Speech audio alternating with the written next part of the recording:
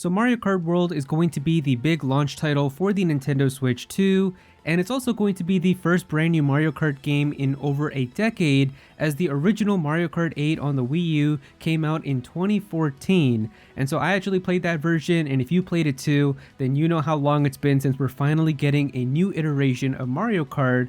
And Nintendo actually released a special interview series today with the developers who worked on Mario Kart World to really give us some more information about exactly how the development for this game went.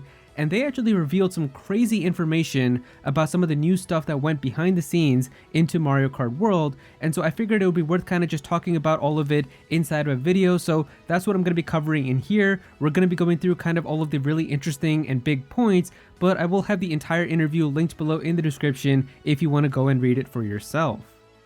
So firstly, one of the craziest things is that this is probably one of the longest developed Nintendo games of all time, because they mentioned in the interview here that the original planning and prototyping for this game began in March of 2017.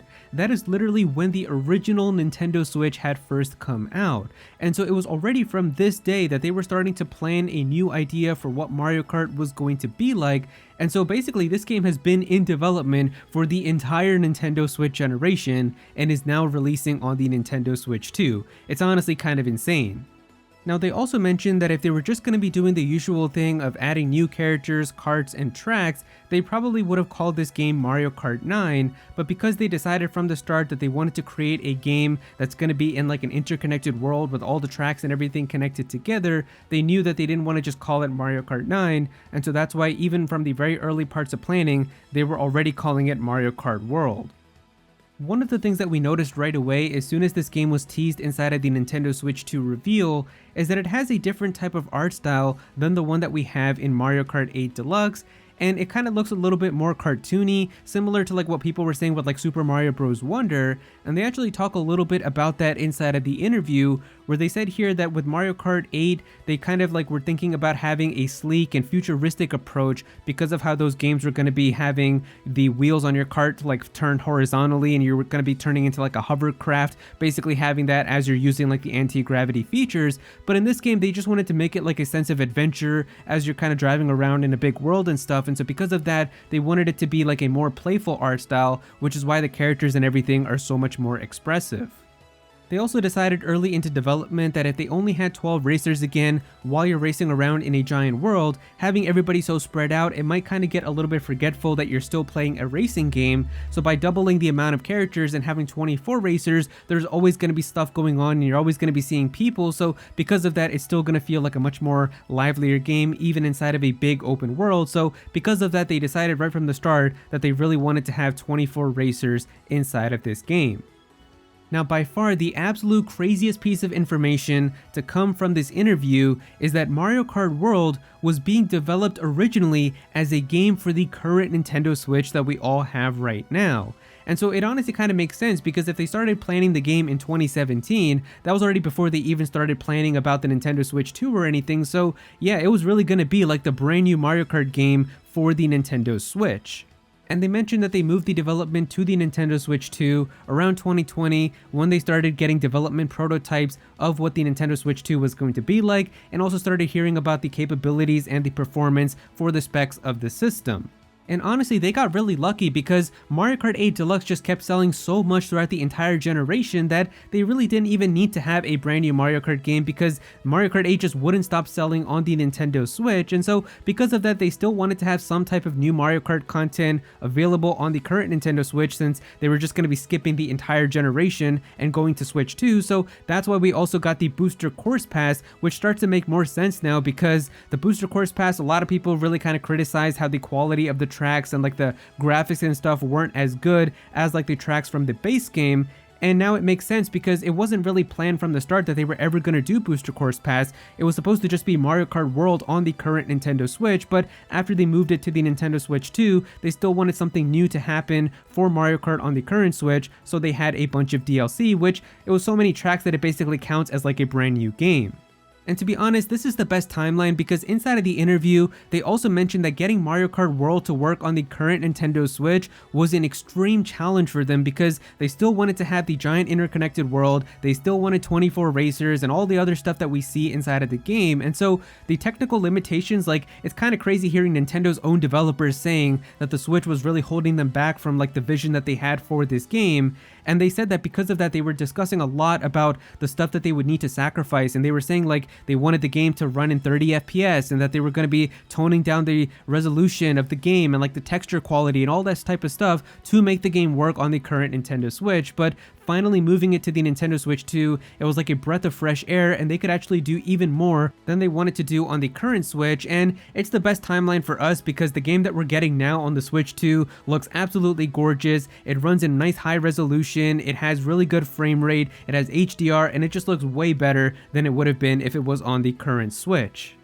Now, because you're going to be driving from one track to another seamlessly now, there isn't going to be a loading screen between the tracks anymore, and this is actually a huge obstacle when it comes to the music, because in previous Mario Kart games, the loading screen would separate each track, and so that way you could just have the start of the new music track for the track as you start that race. But now, if you're just going to be seamlessly going from one track to another, you can't just have like the music like abruptly start playing because that would sound so weird. Like if you're like listening to like the heavy metal of like Bowser's Castle and then abruptly just going into like the calm music of Moo Moo Meadows, it wouldn't make sense. Like you need to have some way of transitioning the music. So they said this time around, when they created the tracks and the music for them, they actually designed like an intro theme and an outro theme for every single track. So that way you're going to hear the outro theme go through and then the intro theme for another track start playing, and it's going to like seamlessly blend one track's music into another. And that's honestly going to be really cool for like the Knockout Tour when you're going through like 8 different tracks all in a row. So I can't wait to hear that. Now, because they also have the open world free roam mode, there's also going to need to be a lot of music for that because you can't just have like no music while you're driving around in a giant world. So they actually mentioned that there's over 200 music remixes from Mario games as well as previous Mario Kart games that you're going to hear while you're playing through the game and driving around in the overworld. So that's honestly going to be really amazing. They said that they're really going to be trying to get a lot of nostalgia from like Mario 64 and Galaxy and some of the older Mario games, and that's going to be a lot of fun. But I just can't wait to hear all of those remixes because I think that that's going to be really exciting as you're playing through the game. Now, this game is going to have a day and night cycle, so they mentioned here that about 24 minutes is going to be the equivalent of one day. So because of that, time is going to be going really fast so that you can actually experience having tracks at nighttime and having tracks at daytime. But they also mentioned that for some areas that they really have like the developer's intention of wanting you to see that track at night or daytime or sunset or whatever, they're going to have like a special type of day or night cycle so that you can actually see those types of versions more that they want you to see. The gameplay concept of rail riding and wall riding was actually because they needed to come up with a way to make it fun to travel in a straight line, because you're going to have to go in a straight line now from one track to another, but it's going to be kind of boring if you're just driving from point A to point B. So they mentioned that by having creative ways like being able to ride on walls and being able to do like grind rails and things like that, it's going to make it more fun to go in a straight line. So that was kind of like their idea when trying to do that, so that it wouldn't seem so boring just driving in a straight line going from one track to another. Now, we already know about how you're going to be able to travel to like different restaurants inside of the game and then eat the food there to unlock new costumes, but they mentioned that early on in development, the food and costumes were two completely separate things. So you were just going to have like different costumes that you were going to unlock, and the food was just going to be like one extra little thing that you were going to be able to kind of collect and do throughout the game, but they later decided to combine them together where you eat the food and then unlock a new outfit. They also said that not every playable character is going to have outfits, and that makes sense now because I was wondering like what types of outfits they were going to give to like the cow and Cheep Cheep, so those characters are probably not going to be getting them. It's probably just going to be like the main characters like Rosalina and Mario and Yoshi and those types of characters. And finally, they mentioned that they really like the idea of just taking previous obstacle characters like the cow and then making them into a full racer. And that was also kind of how they had the idea for the Kamic Power Up, where it's basically going to turn everybody into a random enemy or obstacle. And because of that, it's going to be like very random every time you use it. So that's going to be pretty fun to see as well. But yeah, there you go guys, that is pretty much all the big information from this Mario Kart World interview. It's honestly really crazy hearing some of these things, like how the game was originally going to be a Switch 1 game and how they were so prepared to make so many sacrifices with like the resolution and the frame rate and everything, and now it's finally coming out on the Switch 2. But yeah, if you guys enjoyed the video, definitely be sure to click that like button and also subscribe to the channel as well. I'm definitely gonna have some more videos talking about Nintendo Switch 2 and Mario Kart, so be sure to subscribe so you don't miss out on that. Comment down below and let me know what you think about all of this. How do you feel about all of this new information for Mario Kart World and its development? Definitely be sure to comment down below and let me know. But if you don't have anything to say about it, just comment your favorite emoji down below for some engagement. I would really appreciate it. Go follow me on Twitter at Aero so you can be featured in videos, and also join my Discord server as well. We've got a bunch of people in there who are always talking about Pokemon and Smash Bros and Nintendo, so definitely be sure to join that. But yeah, that's pretty much it. Thank you so much for watching.